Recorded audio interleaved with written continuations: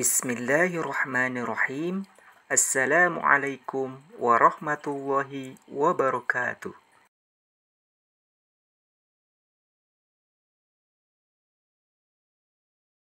Masya Allah, bagaimana kabarnya anandaku semua?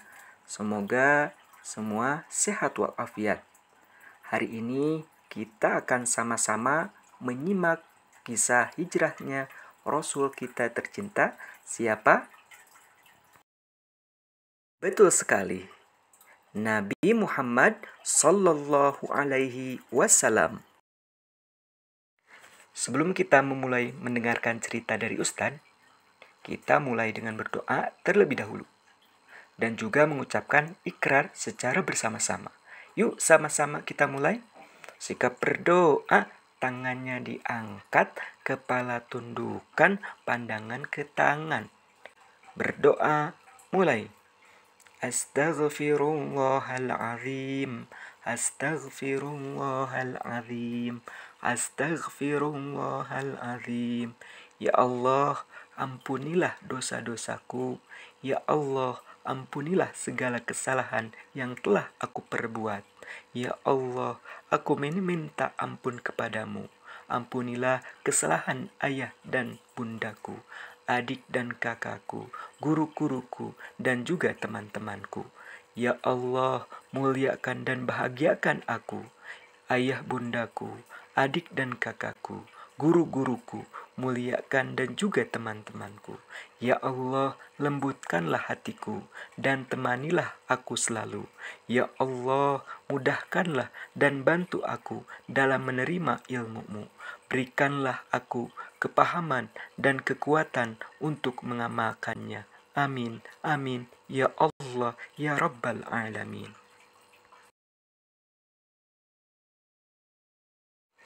Solih-solihah, hari ini Ustadz akan bercerita tentang hijrahnya Nabi Muhammad Sallallahu Alaihi Wasallam.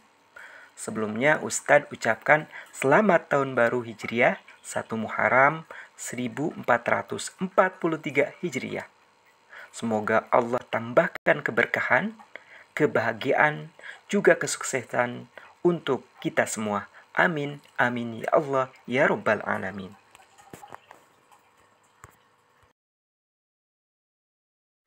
Apa hubungannya antara hijrahnya Nabi Muhammad Sallallahu Alaihi Wasallam dengan tahun baru Hijriah?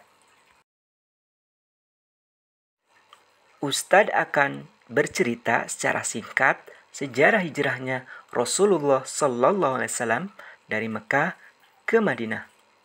Ketika itu, dakwah Islam yang disampaikan Nabi Muhammad Sallallahu Alaihi Wasallam semakin luas dan banyak pengikutnya. Tapi kaum kafir Quraisy tidak menyukainya.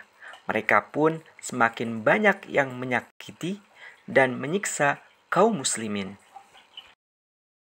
Ternyata kaum kafir Quraisy punya rencana jahat solih-solihah. Mereka memiliki rencana untuk menyingkirkan Nabi Muhammad dengan cara membunuhnya. Nah, akhirnya mereka melakukan pengepungan pada rumah Rasulullah Sallallahu Alaihi Wasallam.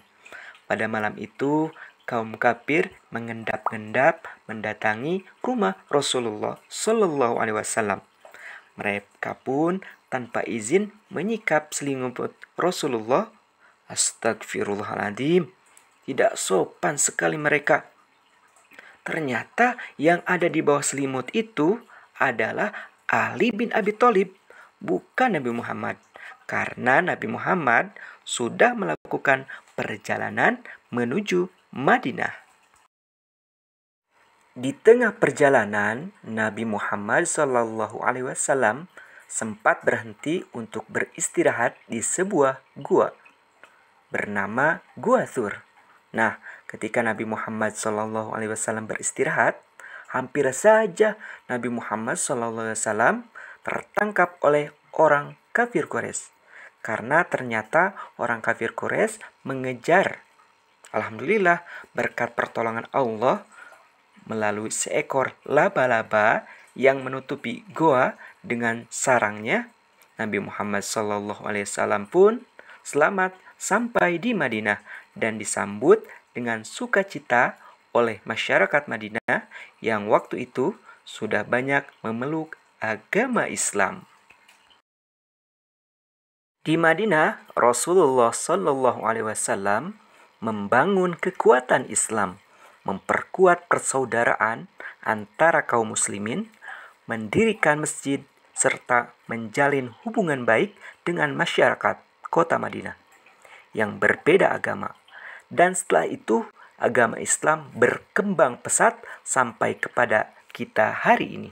Masya Allah, nikmat terbesar kita menjadi seorang muslim dan memiliki tauladan yang hebat, yaitu Nabi Muhammad Sallallahu Alaihi Wasallam. Nah, begitu kisahnya. Lalu, apa pelajaran yang bisa kita ambil dari kisah hijrahnya Nabi Muhammad Sallallahu Alaihi Wasallam, terutama pada masa pandemi sekarang ini? Hijrah yang dapat kita lakukan hari ini bermakna meninggalkan keburukan, berpindah ke dalam kebaikan. Contohnya, Anda semua di tahun kemarin untuk sholatnya belum rajin. Nah, untuk mulai saat ini, Anda harus setiap waktu dan dilakukan awal waktu untuk melaksanakan sholatnya. Untuk di tahun kemarin Ananda yang belajarnya belum rajin, nah untuk tahun ini Ananda perbaiki dengan rajin belajar.